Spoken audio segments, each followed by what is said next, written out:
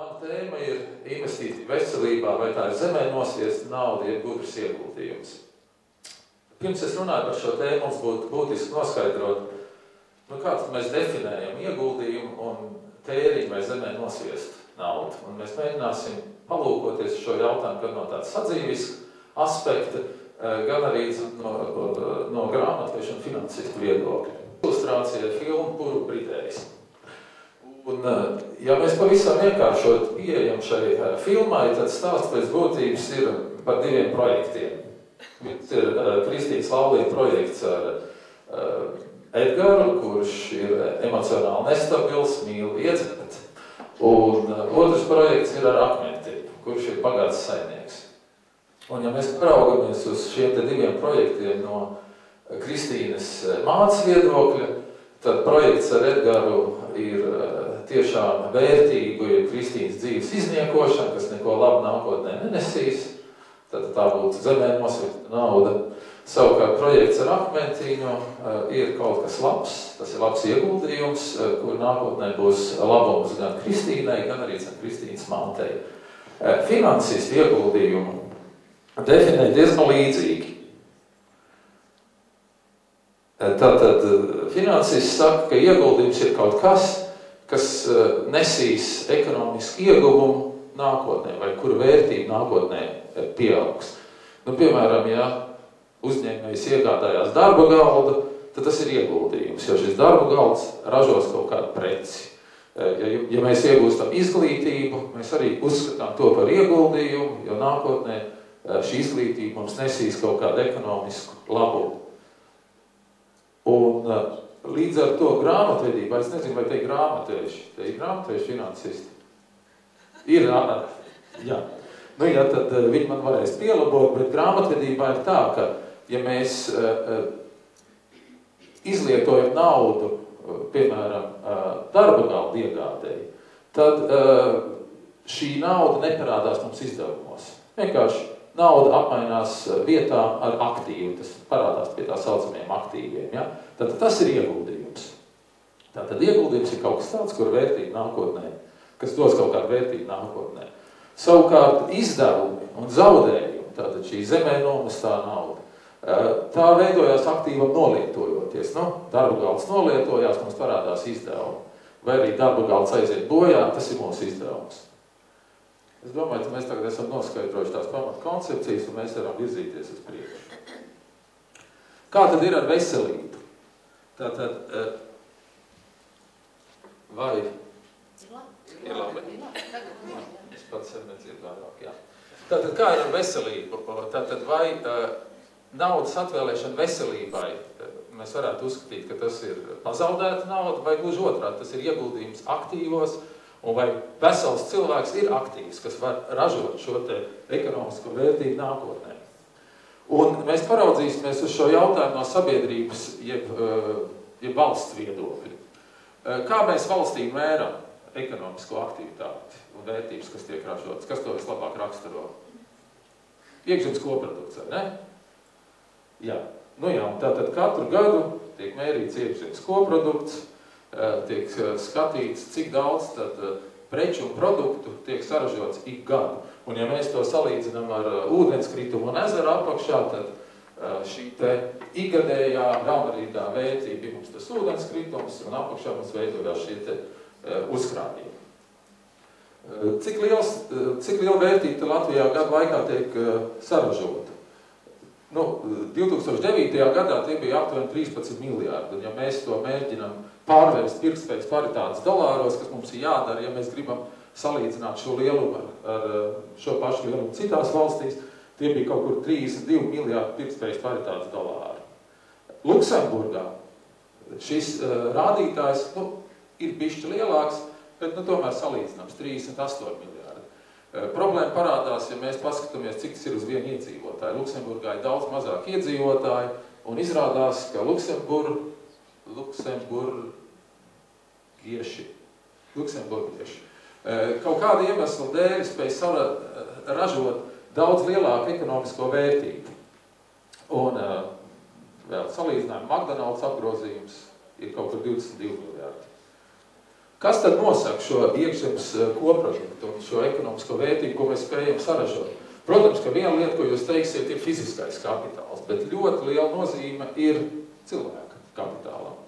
Un iekšzemes koproduktu nosaka strādājošo skaits un iesaistīšanās darba tirgu.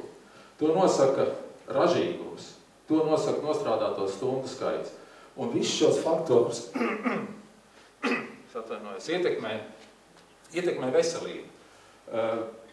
Ja mēs ātri mirstam, mūsu dzīves ir īsas, šis strādājošo skaits ir neliels, ja mēs esam neveseli, mēs nespējam iesaistīties darba tirgu, arī mūsu ražīgums tiek ietekmēts. Un arī, mēs nevaram nostrādāt tās pašas stundas. Un līdz ar to veselība un cilvēku kapitāla kvalitāte nosaka ekonomiskas izaugsmes tempus. Tātad, jo mēs esam veselāki, mēs spējam apgūt jaunas iemaņas, mēs esam ražīgāki.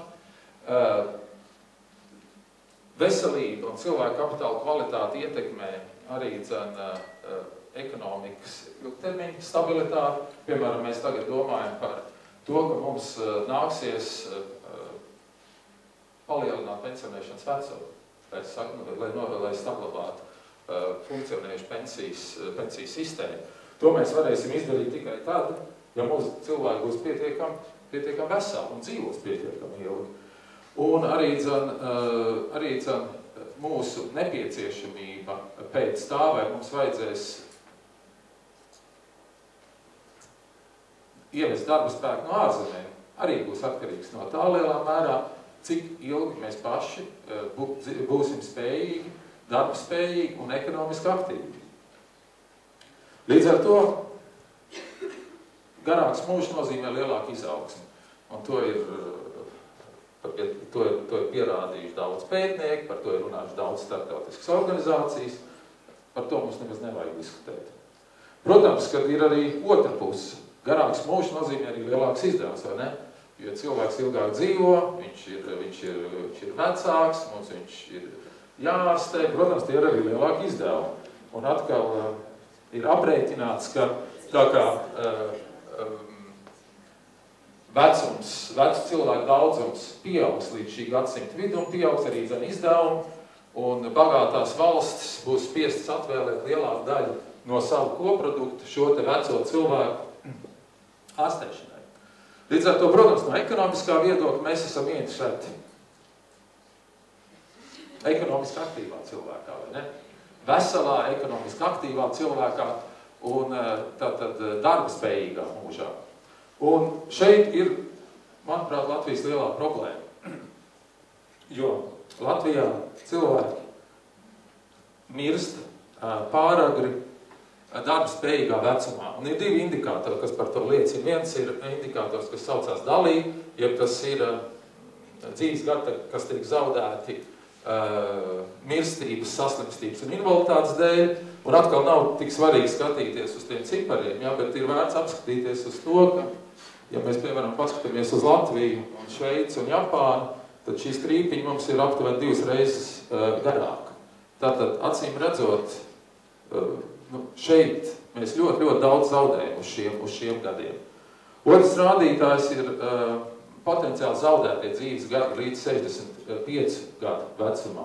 Un arī šis rādītājs Latvijā ir ļoti augsts. 2008. gadā tie bija vairāk kā 130 tūkstoši gadi, un ja tos pārvērš potenciālos nodokļos, tad tas ir aptuveni 400 miljoni, ja 2,5% no iekšzemes koprodukta. Un to aprēķinu, es saprotu, veids Veselības ekonomikas centrs, un tas ir tikai ņemot vērā vidējo darba algu un nodokļu nomaksu no šīs vidējās darba algas. Tas neņem vērā pārējo ekonomisko vērtību, ko šie cilvēki būtu varējuši radīt. Un atkal salīdzinājumam, ja, par aktuālo tēmu nākošā gada budžetu. Tātad mūsu budžeta deficīts nākošajā gadā ir paredzēts ap 700 miljoniem, jeb 5,6% no koprodukta. Ja, tātad mēs tikai varam pafantazēt par to, kas būtu, ja mēs šos gadus nebūtu zaudējuši. Līdz ar to mums mums veidojās tā kā tāds neliels saburtais loks. Ja mums ir slikta veselība, tas nozīmē īsti pilnvērtīgs darba mūžs. Tas savukārt nozīmē, ka pieaug sloks, sociālais sloks strādājošiem. Valdība ir spiesta palielināt gan nodokļus attiecībā uz darba spēku, gan arī uz patēriņu. Tas, protams, viss pasliktina mūsu konkurētspēju, iekšējo patēriņu, gal beigās tas noved arī pie lēnas IKP izaugsmes, tā kā mums IKP atkal lēni izaug, naudas veselībai mums atkal nav, un veidojās tāds kā apburtais loks. Un, protams, acīm redzot, šī ir tā vieta, kur mēs varam mēģināt šo apburto loku pāraut. Un līdz ar to, es domāju, ka es jau esmu praktiski atbildējis uz jautājumu, vai investīcija veselībā ir zemē nosviest naudu vai gudrs ieguldījums. Es ceru, ka es jūs pārliecināju, ka tas ir gudrs ieguldījums.